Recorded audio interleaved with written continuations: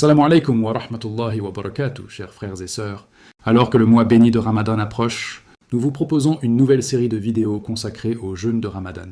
Dans cette série, nous explorerons en détail les règles, les mérites et les bienfaits spirituels du jeûne, ainsi que les conseils pratiques pour en tirer le meilleur profit. Que vous soyez novice ou expérimenté dans la pratique du jeûne, ces vidéos seront l'occasion d'approfondir votre compréhension et votre amour pour ce pilier fondamental de l'islam. Abonnez-vous et rejoignez-nous pour cette préparation spirituelle au mois béni. Qu'Allah accepte nos œuvres et facilite notre cheminement vers lui. Sans plus tarder, le jeûne, linguistiquement, c'est le délaissement et le renoncement à une chose, et ce terme est utilisé de façon générale.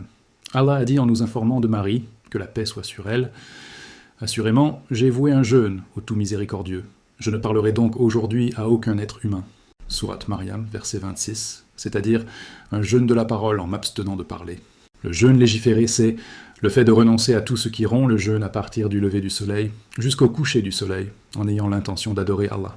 Ramadan, c'est le nom d'un des mois de l'année en langue arabe, et la base du mot ar-ramadou signifie l'excès de chaleur, et on dit du verbe ramida pour le jeûneur lorsque son ventre chauffe à cause de la soif. Cheikh Al-Fawzan, qu'Allah le préserve, a dit « Le jeûne du mois de Ramadan est un pilier parmi les piliers de l'islam, et une obligation parmi les obligations d'Allah, connue de tous, comme faisant partie de la religion. Et celui-ci est prouvé par le livre, la sunna et l'unanimité.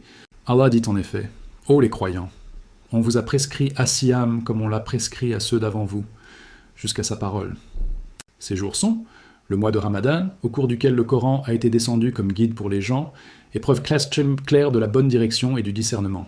Donc quiconque d'entre vous est présent en ce mois, qu'il jeûne, et le mot « prescrit » dans le verset signifie « imposé ».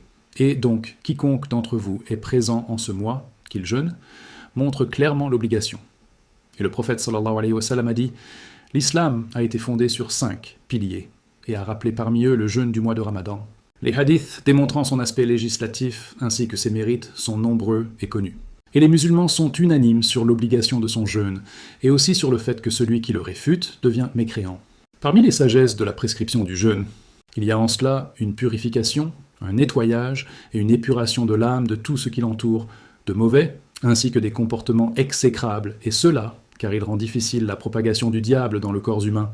Et certes, le diable se propage dans le fils d'Adam, comme le sang. Donc s'il mange et boit, son âme va s'adonner au désir, puis sa témérité et sa détermination à œuvrer vont donc s'affaiblir, tandis que le jeûne c'est l'inverse. Et il y a dans le jeûne l'ascétisme de ce bas monde et de ses désirs, l'espérance de l'au-delà. Il y a aussi une incitation à la compassion pour les pauvres, ainsi qu'une conception de leur douleur que ressent le jeûneur causée par la faim et la soif. Merci d'avoir pris le temps de visionner cette vidéo. À très prochainement pour un nouvel épisode.